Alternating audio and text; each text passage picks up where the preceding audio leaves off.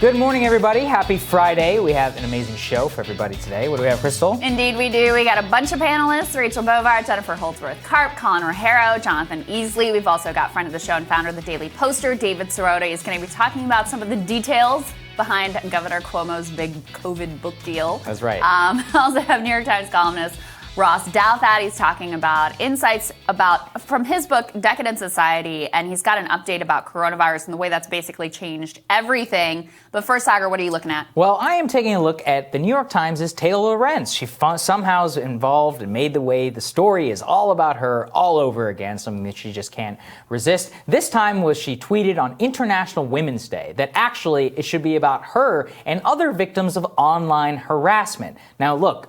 Actual harassment is terrible, especially in real-world contexts, in many cases online as well. But what she really meant is that people who are mean to her online or point out her many journalistic mistakes and insane stories that she's done over the years. So that was called out by Fox News' Tucker Carlson about her International Women's Day plea to please make it about women like herself who are reporters online and who have made a career out of punching down. The Times puts out a statement, incredibly. Let's put this up there on the screen. In a now familiar move, Tucker Carlson opened his show last night by attacking a journalist. It was calculated and a cruel tactic. And Crystal, their defense for why it was a calculated and cruel tactic is not a joke, is that Tucker said her full name 3 times, I believe, on the air. What is he supposed to do? Call her Taylor from the New York Times? Whenever you talk about somebody, you talk about their full name. This is the truth. They want zero accountability. And just to go over who Taylor Lorenz is,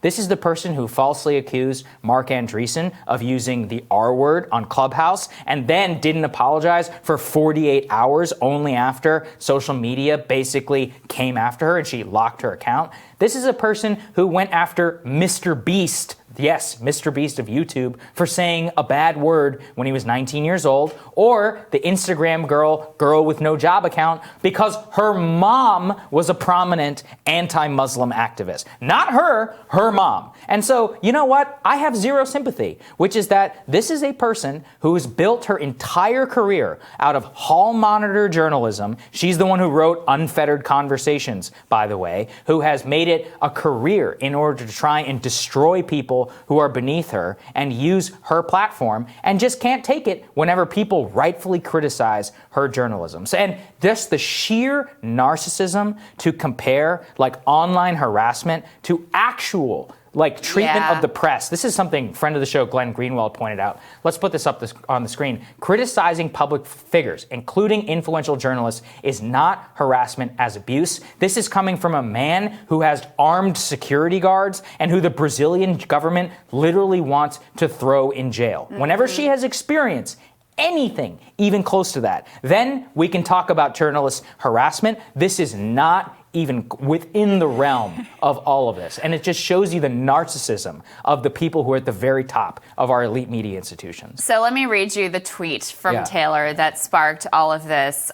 She says, for International Women's Day, please consider supporting women enduring online harassment. It's not an exaggeration to say that the harassment and smear campaign I've had to endure over the past year has destroyed my life. No one should have to go through this. And so, look, I want to be nuanced about this because I do actually think when we've seen this before, when there's like a barrage of vicious attacks, like when Li Fang was subject to this before. I mean, we've seen this happen online, and when you're on the other side of it, you want to say, this is no big deal. But it is hard for people, right? It's tough. It is a real thing to endure when you have everyone coming, oh, you're racist, you're this, you're that, you're a terrible person, I hate you. It is it does take an emotional toll, and I don't want to pretend that it doesn't.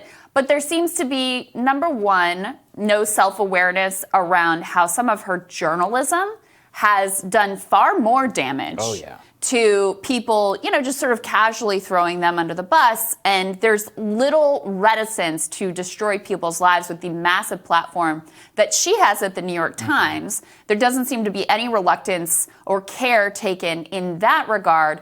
And then also, as you're pointing out, with the comparison and contrast to Glenn. And I see this all the time and people responding to him of like, oh, well, it's easy for you to say from your like beautiful mountainside resort in Brazil or whatever. You're like, this man has literally risked his life for his journalism. And the Bolsonaro government is still targeting him. People want to kill him aggressively and trying to prosecute him, and was crosswise of this government as well, by the way, in a way that, you know, was threatening for his, put him in great legal jeopardy as well. So we just have to be careful not to equate like the true emotional toll that mean tweets take on someone versus the risks that so many journalists actually take around the world reporting on war or reporting on things the government doesn't want them to, getting crosswise from some of the most powerful people and institutions on the planet. Those things are not equivalent. And so those are the pieces, like, that's where, and then, you know, Tucker weighs in and turns it into a whole thing as well, and everybody takes sides, and it blows it up into much more than it ever really should be. But I do think it's an interesting insight into the way that some of these journalists think and feel. Is very narcissistic, frankly. It is like an all about me. On International Women's Day, you should feel bad for me. Like, what? What are you talking about? It's ridiculous. You have this prime post in the New York Times, the most influential outlet perhaps in the world, and you're like, on International Women's Day, worry about me. Yeah, that's the part that really gets me. On International Women's Day, worry about me. Look, you know what? I have very little sympathy because we get a ton of criticism. People have said some nasty, very racist things about me.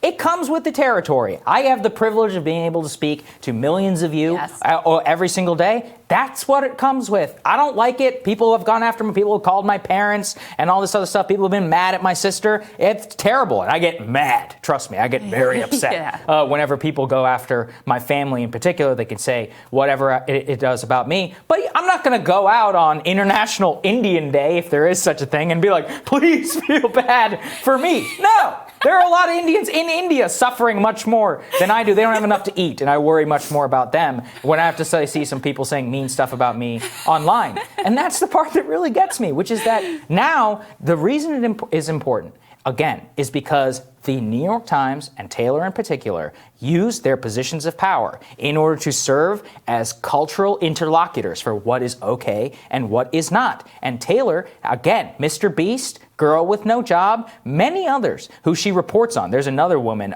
Web Dev Mason, who's talked about how Taylor falsely accused her and screen-capped invites of her rooms and what she was doing on Clubhouse for weeks. And it was only after she had incontrovertible evidence and had sent it out that it was false, that Taylor would delete her tweets about that and never apologize. Wow. This is not somebody who has integrity. This is a complete and total sociopath. And I want to say this too. I think she's a great reporter whenever she's not diving into the stuff. Talented. I read her stuff all the time on the TikTok Sway House stuff about creators charging for what people want them to wear and all that. Fascinating. And you know what? God bless her whenever she sticks to that. But if she wants to make this entire thing about her and turn it into a broader thing where she's now activated all these female journalists online who say that you're not allowed to attack female journalists or use their full name while doing so because that's harassment, get out of here. I would say this about a man. I would say this about anyone, white, black, anything. If you do what she has done, then you deserve scathing criticism. I guess that's the thing, is you can't have it both ways. Like, you can't be part of the crew and an institution and through your journalism seek to rain down this exact sort of harassment and cancellation and all of that. And then when it comes back at you, then you're playing the victim and, oh, this is the worst thing. This has destroyed my life. Like, you can't have it both ways. I mean, look, I would really like it if people turn the temperature down on social media. Like, it's a ridiculous place. And it does, look, for people like us, we have a platform, we get to say what we want. For people who don't necessarily have that, I think that, you know, it's an even more vicious kind of a situation and probably even takes a greater emotional toll. I wouldn't doubt that. But again, Taylor has that platform. She has a much bigger platform than we do. She has the New York Times, paper of record. Right? So, I mean, I don't want to just casually dismiss of like, it comes with the territory, but would you trade your position and your voice and your prestige and all that you have there in order to not face the mean tweets that you're getting? I don't think you would make that trade. So ultimately,